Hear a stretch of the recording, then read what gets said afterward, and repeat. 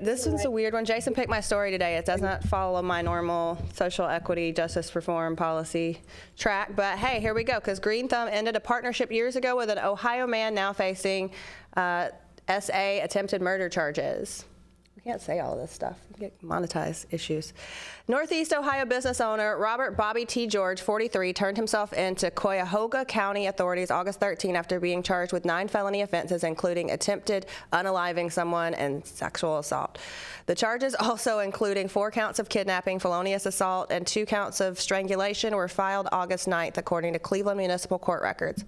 The warrant for George's arrest was issued that day, but was withdrawn on August 13th, according to the court records. That's odd. Why would they withdraw that? George owns or is involved in several eateries and local businesses, including Town Hall, Reball, Barley House, Green Goat Cafe, and others, 19 News reported. Some Ohioans have also incorrectly speculated that George owns and or operates 5 licensed Rise cannabis dispensaries as a franchisee, including 2 store locations in Lakewood and 1 each in Cleveland, Toledo, and Lorain. Rise Dispensaries is a nationwide cannabis retail banner owned by Chicago-based multi-state operator Green Thumb Industries, or GTI, one of the largest publicly traded cannabis companies in the world. The speculation in Ohio comes 6 years after George co-applied for Ohio medical cannabis licenses with Green Thumb in 2018 under the GTI Ohio LLC business name. Green Thumb even referred to George as a GTI Ohio partner in 2018 after GTI Ohio won 5 of the original 56 medical cannabis dispensary licenses in the state. However, George never had operational involvement in Rise Dispensary or Green Thumb, and the company ended the partnership, including George's equity interest in GTI Ohio years ago, according to a Green Thumb statement provided to Cannabis Business Times. We're horrified by the allegations involving Bobby George and stand by our past decision to disassociate him from our business, according to the company statement provided by Vice President of Communications Shannon Weaver. According to SEC filings, a Green Thumb Industries subsidiary entered into a membership interest purchase agreement with George Management Ltd., registered by George, in April 2019 to acquire 59% of the 60% interest that George Management held in the Ohio retail and processing license. On June 7, 2019, Green Thumb completed the acquisition of George's management non-controlling interest in GTI Ohio LLC through the issuance of subordinate voting shares that values nearly $14 million and $5.15 million in cash, $1.65 million of which was contributed by George Management during 2019 as part of a capital call. George, a Lakewood, Ohio resident, is now being held by Cuyahoga County authorities after a Cleveland criminal court judge set his bond at $200,000 and ordered him to turn in his passport during an August 13th hearing. The 9 felony charges George faces includes offense dates ranging from November 1st, 2023 to July 27th, 2024. The attempted murder charge from June 8th, 2024 correlates with 1 count of kidnapping and 1 count of strangulation. Specifically, George is accused of strangling a woman, throwing her around their shared residence, and shoving a towel down her throat, according to an arrest warrant, Fox 8 News reported. George's criminal defense attorney, Kevin Spellacy, denied all charges on August 13th. I actually don't want to hear how this guy got, they're denying his charges. He has no prior felony history, and I think the most important part of the story to discuss is that it seems like Green Thumb is doing a little PR push to make sure that they're not associated with this guy who seems like a pretty awful human being. So sorry if this story was triggering for anybody. It was definitely triggering for me, and I hope this guy gets what's coming to him. Green Thumb Industries separating themselves from this guy. Interesting, you guys. And Ohio is just the latest rage. I mean, what do you think about this, Dale or Omar? I'd like to hear some legal thoughts in regards with this.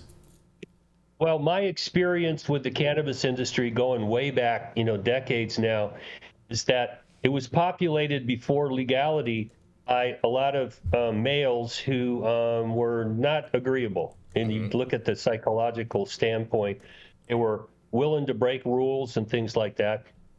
So I'm sure Omar's had some experience with people that were unsavory in the industry, and we'd all like to get them out. I don't have any sympathy for any man who puts his hands on women offensively. Yep. I agree with that. Has sex with them without consent or tries to kill somebody unless it's defending yourself. And I agree they need to distance themselves from this guy. And I agree with Jenny Beth. I've got daughters, man. You do this to my children, and you better hope the criminal justice system takes care of you. Because I met a few people in prison. I want to have a little chat with you afterwards. Right. I'm not a criminal defense attorney.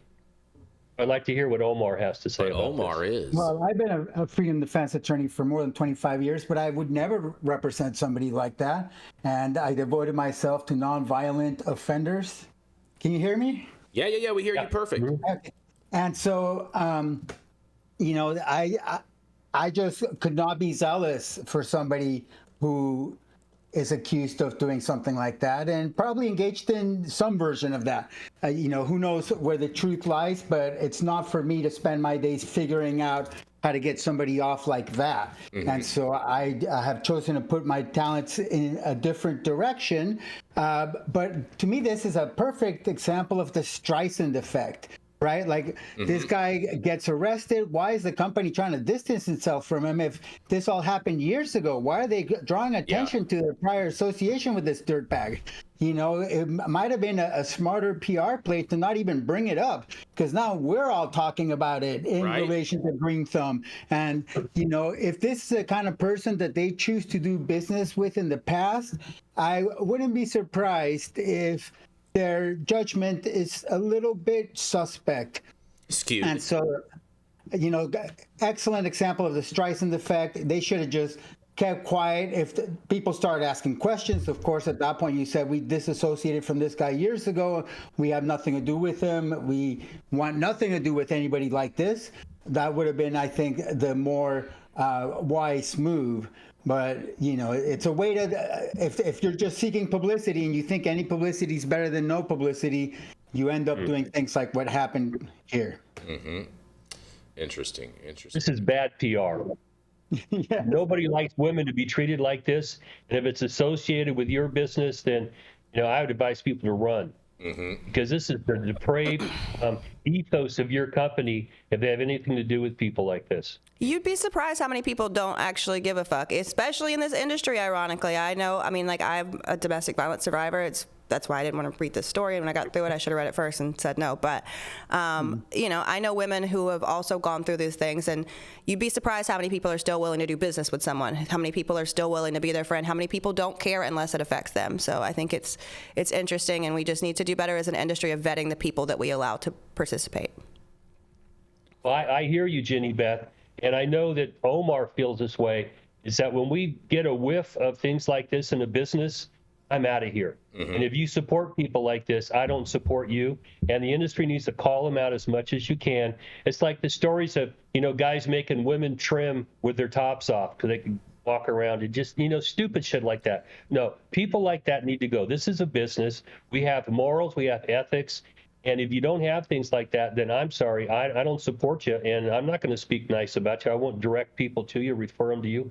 I'll tell them you support people who treat women like this. And the answer is no, you don't belong in our industry. Sorry. Fair enough. I mean, this reminds me of a similar story. I think we had like around the start of legalization with the owners of Select back in the day. This is reminding me of that story. But nonetheless, we're not going to harp on that. We're going to roll right into our next commercial, and we're going to be right back.